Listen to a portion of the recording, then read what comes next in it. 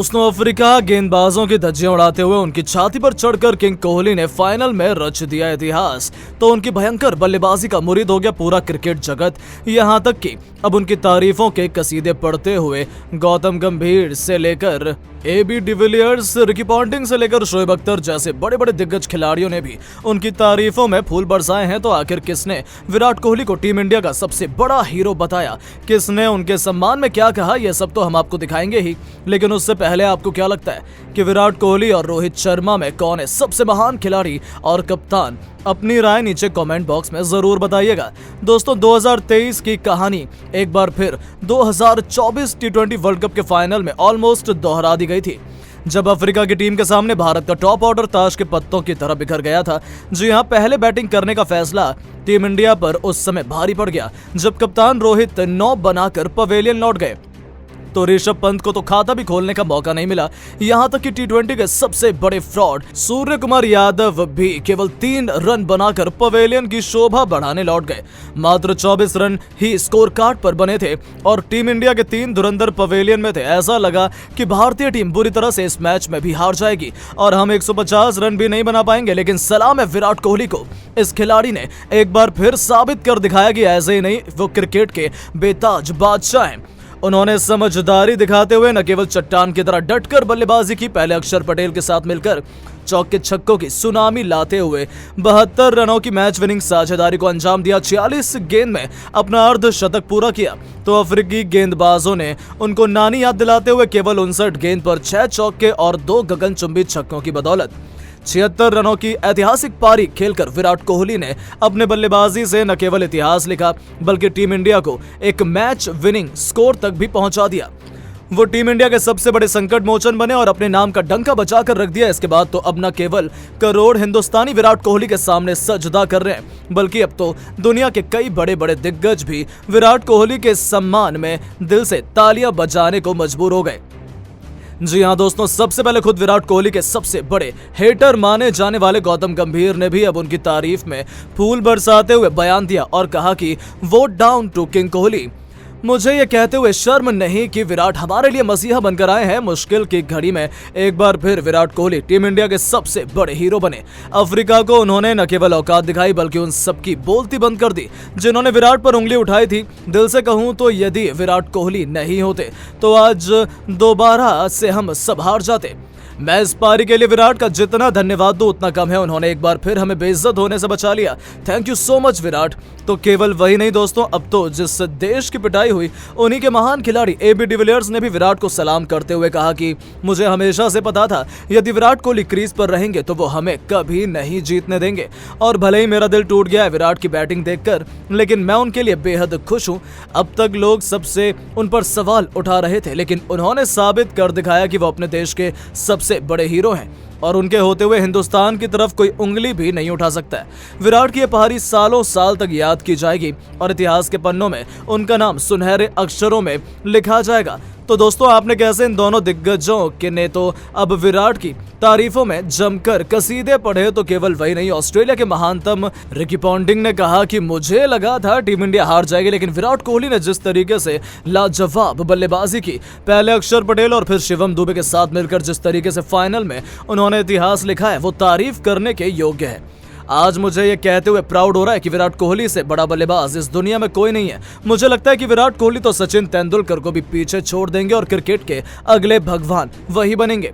जी हां दोस्तों, जहां एक तरफ रिकी पॉन्टिंग तो विराट कोहली को क्रिकेट का अगला भगवान बता रहे हैं तो वहीं पाकिस्तानी शोएब अख्तर ने भी कह दिया कि माशाअल्लाह खुदा ने विराट कोहली को बड़ी फुर्सत से बनाया है। पूरे टूर्नामेंट में यह खिलाड़ी नहीं चला और जब चला तो उसने अफ्रीका को उनकी नानी याद दिला दी, उनके पर खच्चे उड़ा दिए। इसीलिए तो विराट कोहली मुझे इतना पसंद है। जिस तरीके से बैटिंग उन्होंने की है अब तो मुझे लगता है अफ्रीका तो 7 जन्मों में भी ये मैच नहीं जीत पाती।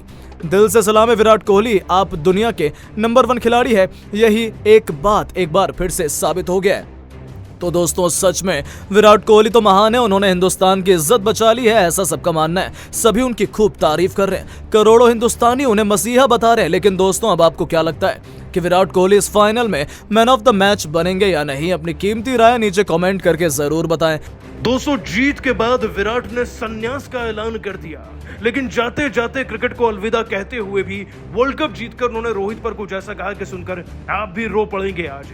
आखिरकार दोस्तों रोते हुए विराट कोहली ने रोहित पर क्या कुछ कहा और संन्यास क्यों लिया, उस पर भी दोस्तों उनके बयान का पूरा वीडियो आपको दिखाएंगे। लेकिन उससे पहले आपको क्या लगता है, विराट को संन्यास लेना चाहिए था या नहीं, नीचे कमेंट कीजिएगा। दोस्तों लंबे इंतजार के बाद आखिरकार वो दिन आ ही चुका था जब फाइनल में भारत और साउथ अफ्रीका की टीम बारबाडोस के मैदान में आमने सामने थी।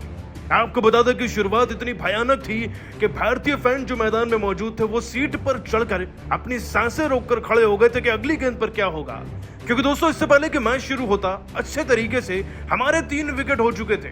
रोहित शर्मा 9 रन पर आउट हो गए, पंत 0 पर तो 3 पर सूर्य कुमार यादव। लग रहा था कि रोहित का पहले बल्लेबाजी का फैसला फायर बैक कर रहा है, लेकिन दोस्तों फिर एक खिलाड़ी भारत का सब पर भारी पड़ गया।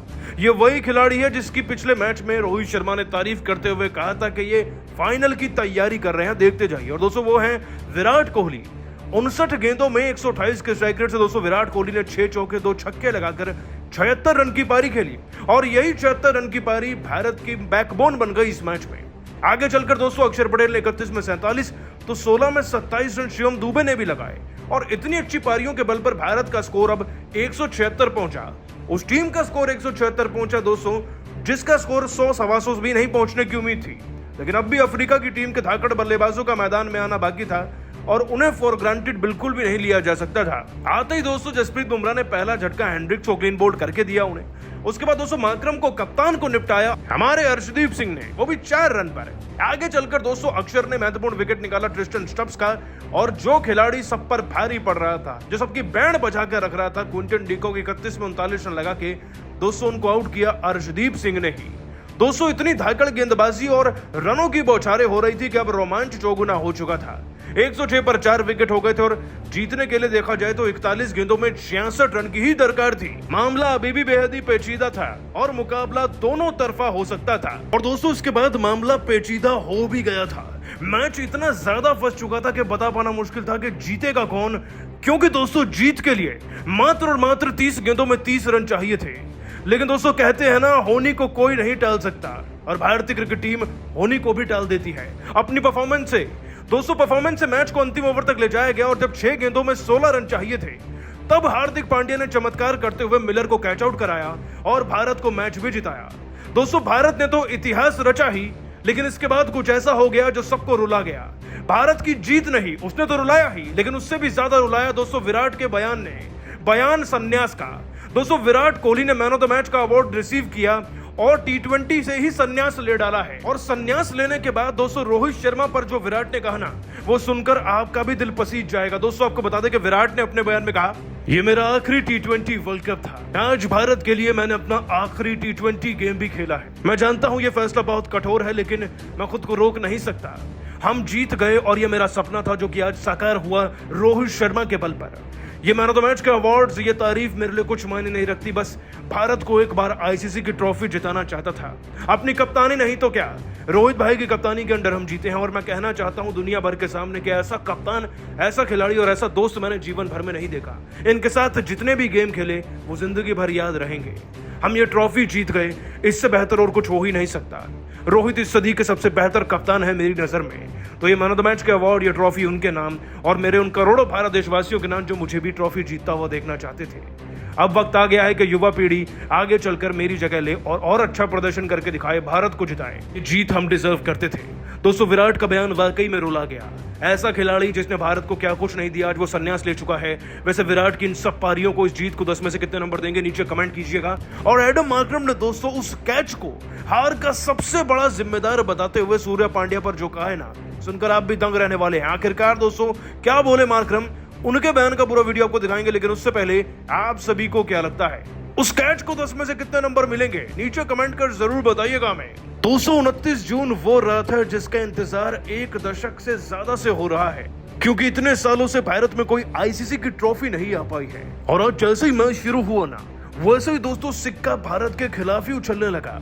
रोहित ना तो टॉस जीते और बल्लेबाजी में खुद उनका रन मात्र 9 रन रहा, जैसे ही वो 9 रन पर आउट हुए दोस्तों, इसी ओवर में पंत 0 पर आउट हो गए और रबाड़ा की गेंद पर सूर्या भी ना 3 रन पर निकल लिए थे पवेलियन की तरफ। लेकिन जहां मसले बड़े होते हैं वहां दोस्तों विराट कोहली जरूर खड़े होते हैं। 59 गेंदों में 6 चौके 2 छक्के लगाकर उन्होंने 76 रन की ताबड़तोड़ पारी खेली। तो वहीं ऐसे मुश्किल वक्त में अक्षर पटेल ने भी दोस्तों 31 गेंदों में 47 रन बनाए, 4 छक्के 1 चौका लगाकर, और शिवम दुबे ने तो 16 में 27 लगाए ही 3 छक्कों की मदद से।